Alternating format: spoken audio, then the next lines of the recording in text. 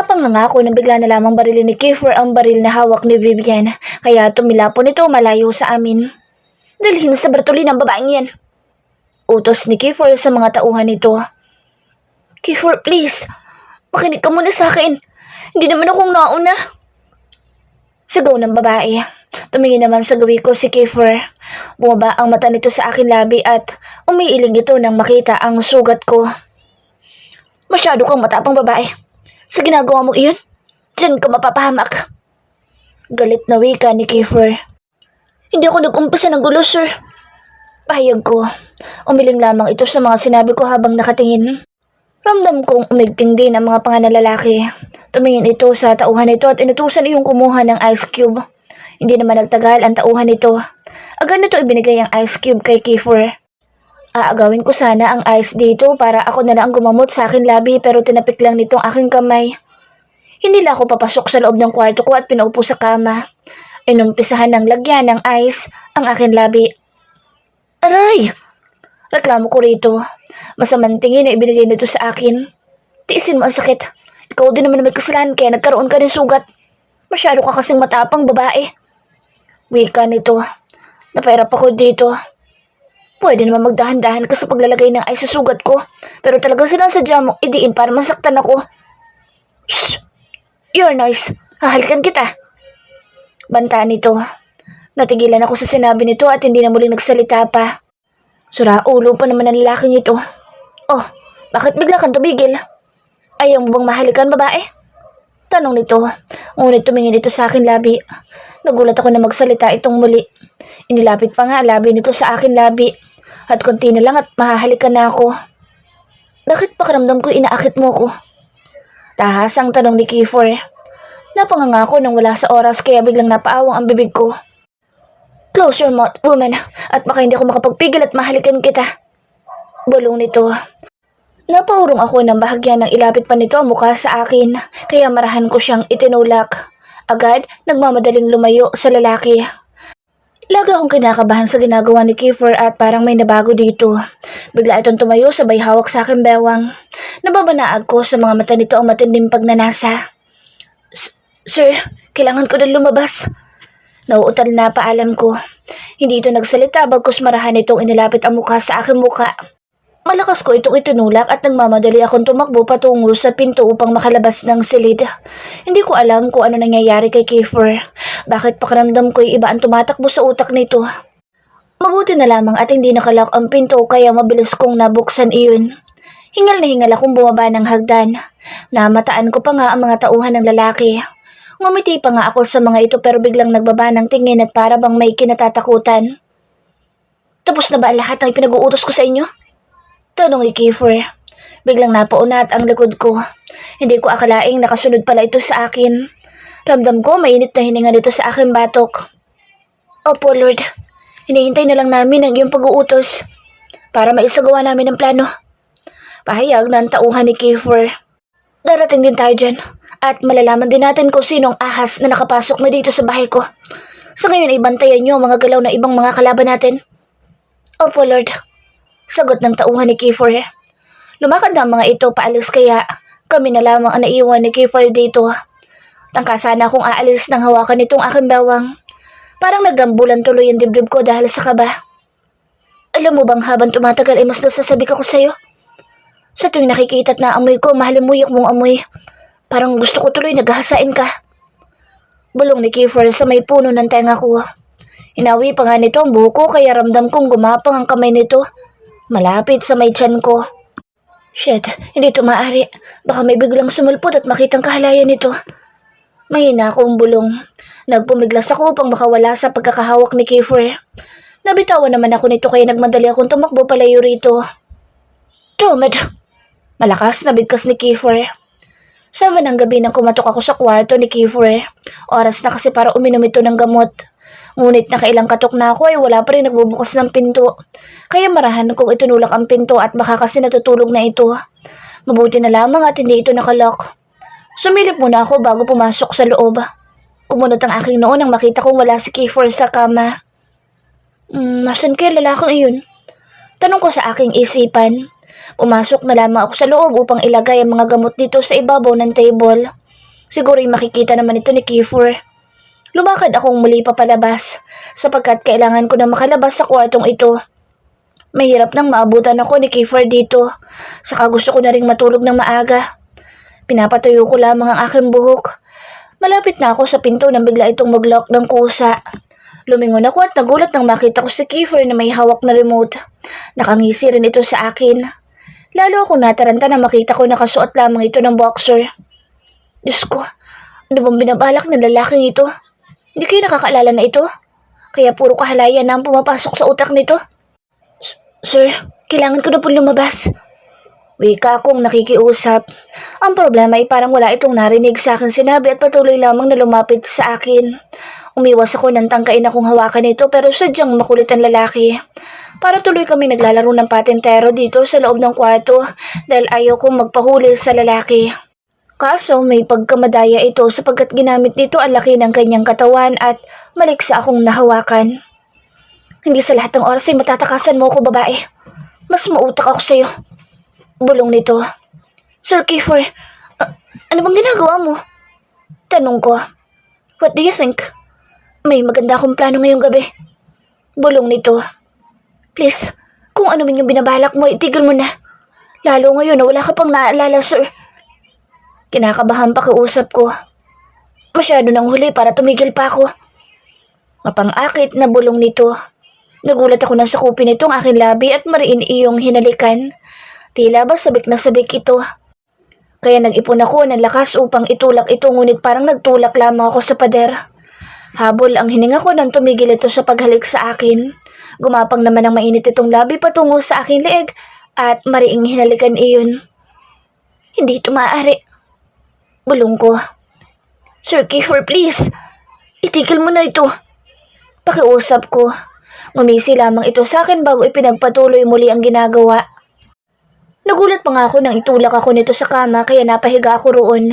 Babangon sana ako nang bigla itong dumagan sa akin. Nagpupumiglas ako upang kumawala rito dahil hindi pa tamang oras upang may mangyari ulit sa amin ni Kiefer. Kaya lang ay wala akong magawa sa lakas nito. Lalo at naalis na rin ito ang suot kong underwear. Hinintay ko makatulog si Kiefer matapos ang isang mainit na tagpo sa pagitan naming dalawa bago ako bumangon para lumabas. Kaso paano ako makakalabas kung yung mga damit ko ay mga punit na? Pumunta muna ako sa cabinet nito upang maghanap ng maisusuot. Nakakahiya namang lumabas nang nakakumot lang at baka may makakita pa sa akin. Kinuha ko ang remote upang pindutin iyon. Nagalak ako nang tuluyan nang bumukas ang pinto. Nagmamadali ako lumabas ng kwarto nito. Nahiga ako sa kama at iniisip ko anong nangyari sa amin ni Kiefer.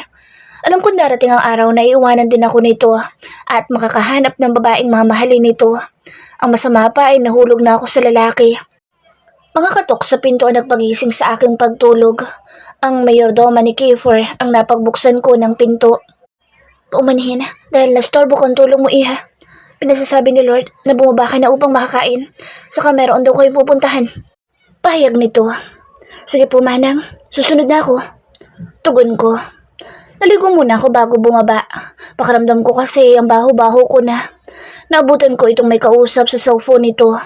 At tingin ko nga masaya itong nakikipag-usap dahil may ngiti sa mga labi nito. Sino kayang kausap nito? Tumingin lang ito sa akin at ipinagpatuloy na muli ang pakikipag-usap sa cellphone. Kumain na lamang ako ng umagahan. Hindi ko na nga ito hinintay dahil tingin ko ay masaya pa itong nakikipag-usap. Bigla tuloy akong kinabahan dahil baka babae ang kausap nito. Manang, saan pupunta nyo? Tanong ko rito. Pupunta ako sa palengke, iha. Kailangan kong bumili na lulutuin mamayang hapon dahil meron daw darating si Lord na bisita. Ah, ganun po ba? Pwede po ba ako sumama?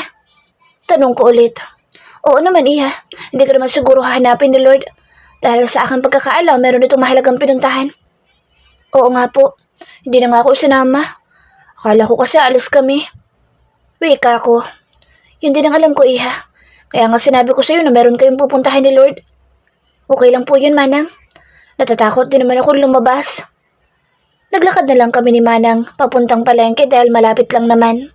Hindi rin naman kami nagtagal sa palengke dahil meron pa raw gagawin si Manang. Papasok na kami ng gate nang dumating si Kiefer kasama nito si Linda. Hindi naman ako napansin ng mga ito. Dito na lang ako tumigil sa garden dahil wala din naman akong gagawin sa loob ng bahay. Nagulat ako na may biglang umupo sa tabi ko at nakita ko sa Linda na seryoso ang mukha nito. "Kumusta ka rito, Miss Kylie?" Tanong nito. "Ayos lang naman ako dito kahit papaano. Nasasabayan ko na ang kasungitan ni Kiefer." Napabuntong hininga ito at pansin ko ring meron itong problema. "Ang lalim nun ah. May problema ba, Linda?" Tanong ko sa babae. "Makinig kang mabuti sa akin, Miss Kylie. Ang tangi ko lang hihilingin sa'yo. Sumabay ka sa agos at laro mangyayari dito sa loob ng bahay sa mga susunod na araw."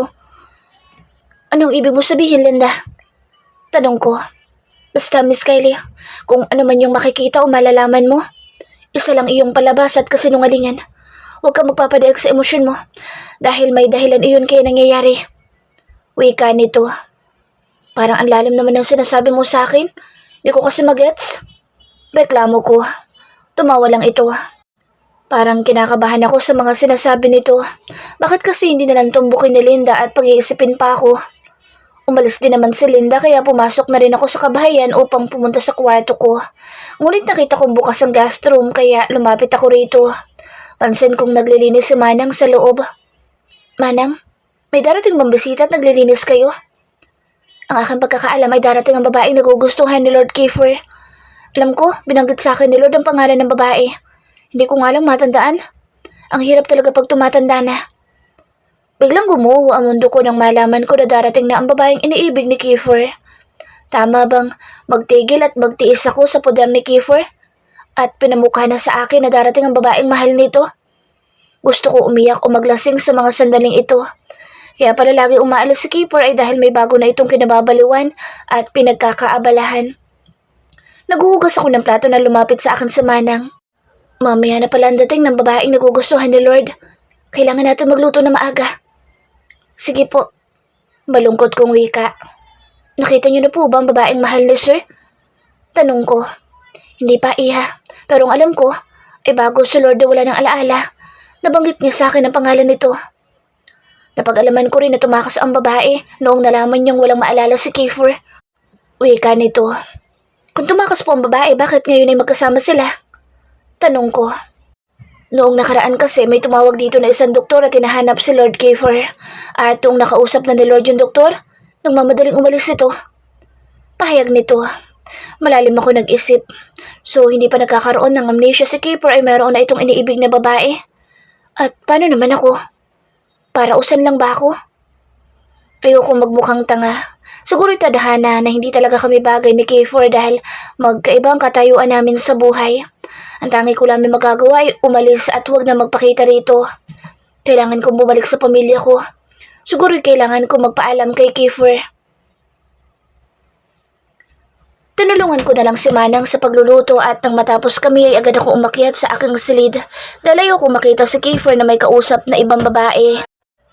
Malungkot akong humiga sa aking kama. Sisiguraduhin kong aalis na ako bukas at magpapaalam kay Kiefer. Sa ngayon ay kailangan ko munang ipahinga ang utak ko. Nagising ako sa tunog ng alarm clock ngunit wala akong balak na bumangon.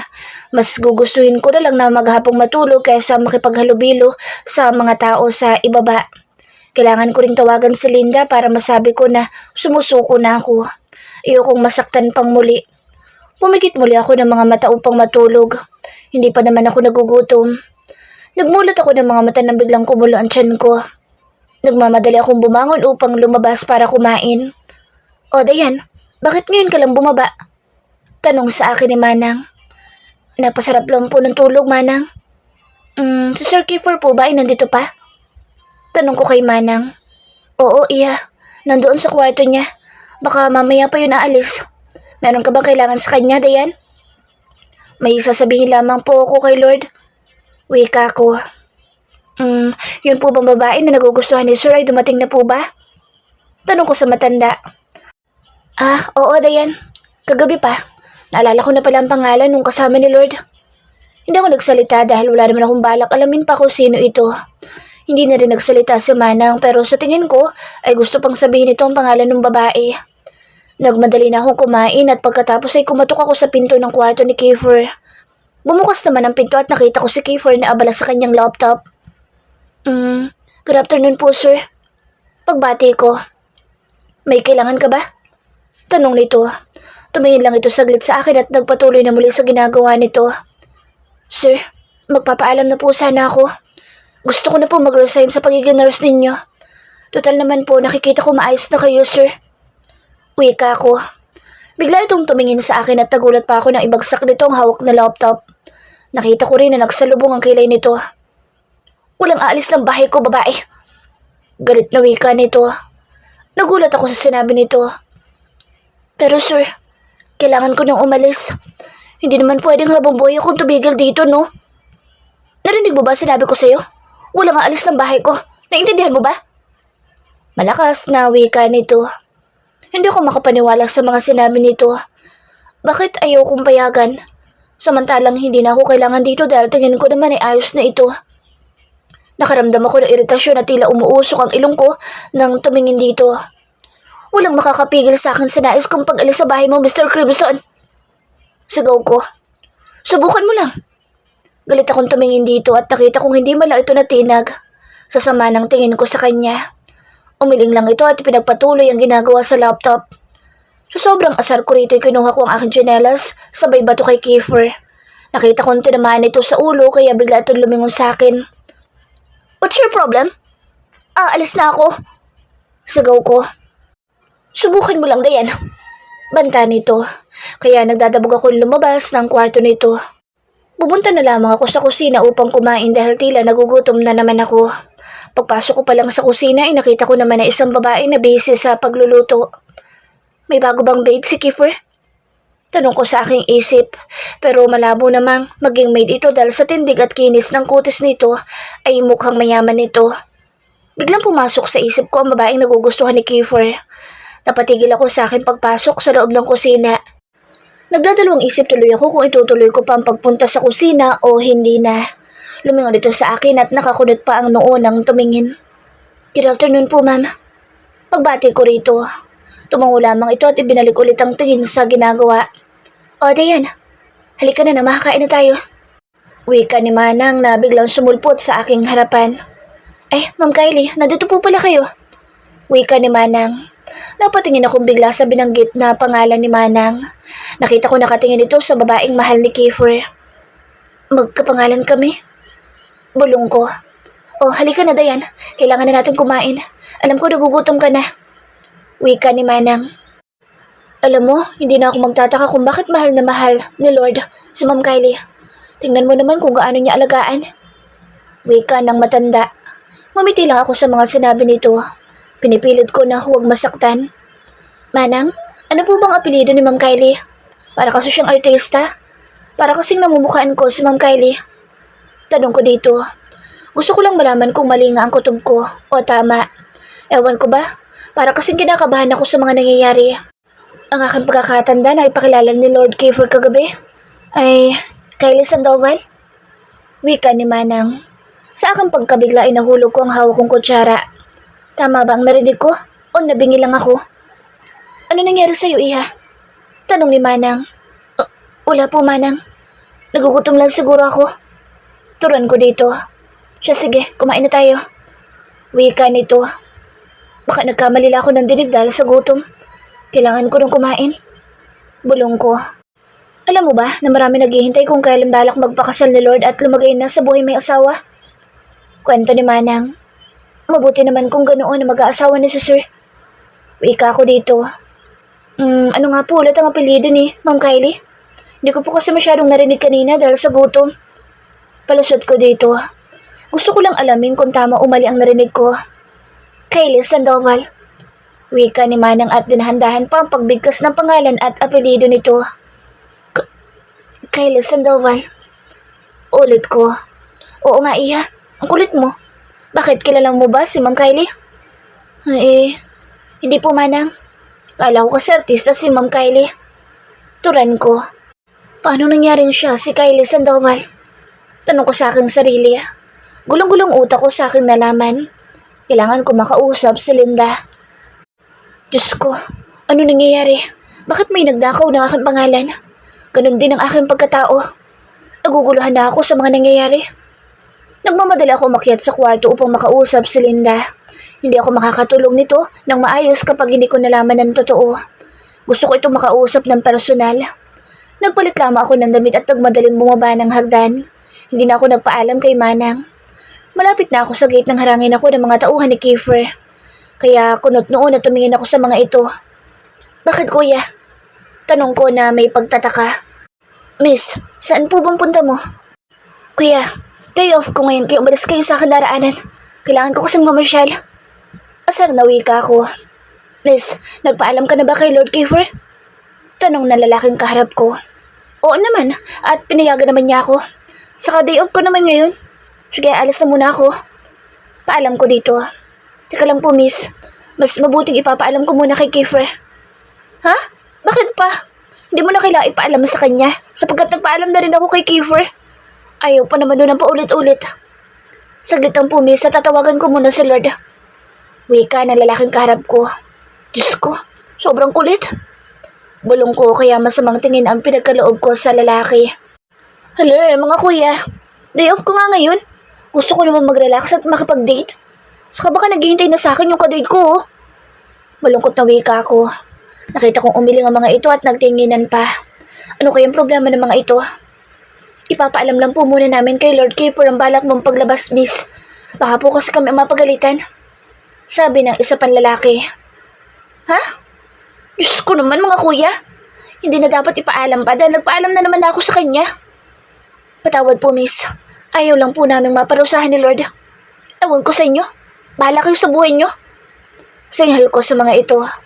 Lumakad ako papalapit sa gate. Naiinis ako sa mga tao rito. Pati ba naman paglabas ko pinagbabawal pa nila? Ngunit may humarang sa akin daraanan. Walang iba kundi ang makukulit na tauhan ni Kiefer. Sorry po talaga, miss. Kailangan ipaalam po muna namin kay Lord ang balak mong pag-alis. Kami ho ang malalagot, miss. Malungkot na wika ng lalaki. Nakita ko may tinawagan ang lalaki gamit ang landline at alam kong si Kiefer ang kausap nito sa kabilang linya. Tapos na itong makipag-usap na lumapit muli sa akin at umiling. Miss, bawal daw po kayo lumabas. Yun po ang bilin ni Lord Kiefer. What? Gusto kong magwala ng mga sandaling ito at galit na galit akong tumingin sa mga lalaki. Anak ng tinapa. Lalabas lang ako sandali, pinagbabawal pa. You and you. Mga wala kayong kwenta.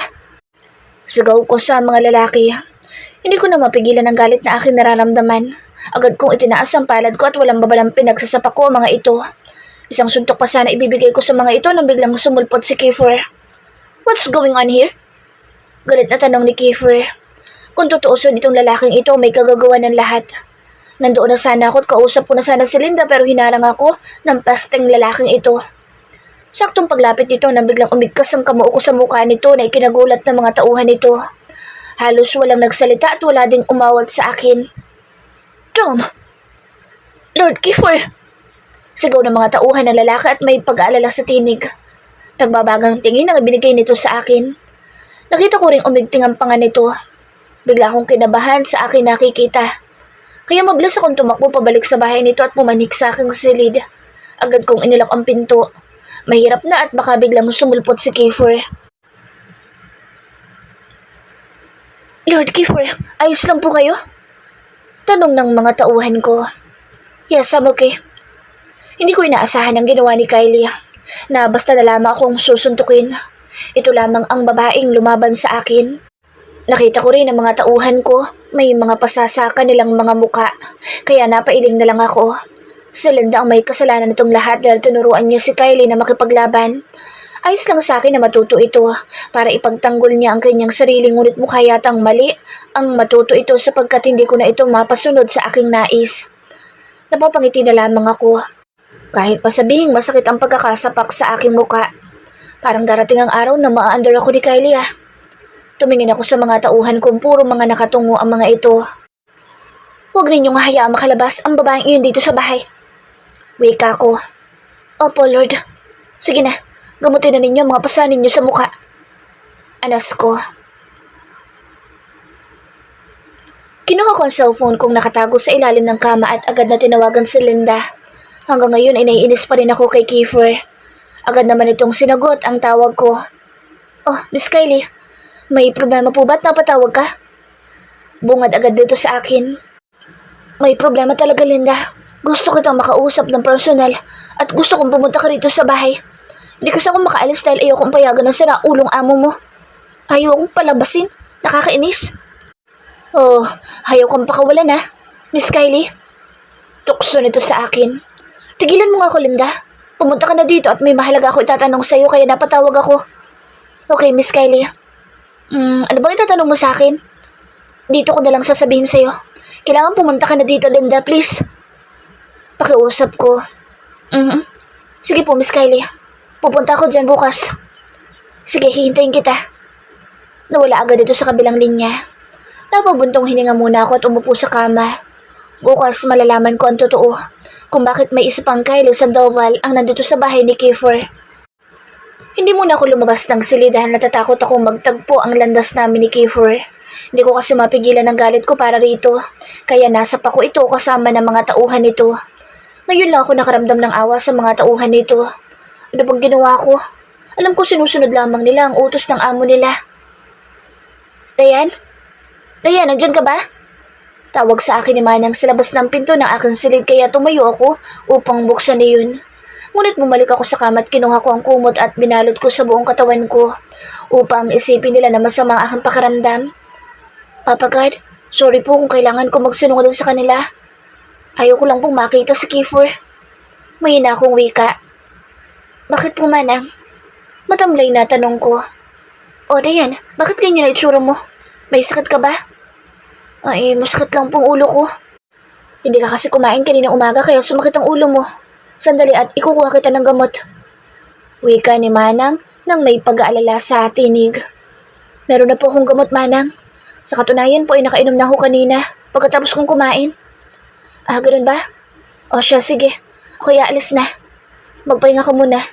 Sasabihin ko na lang kay Lord na masama yung pakiramdam. Sige po, Manang, at maraming salamat po. Nakahinga ako ng maluwag.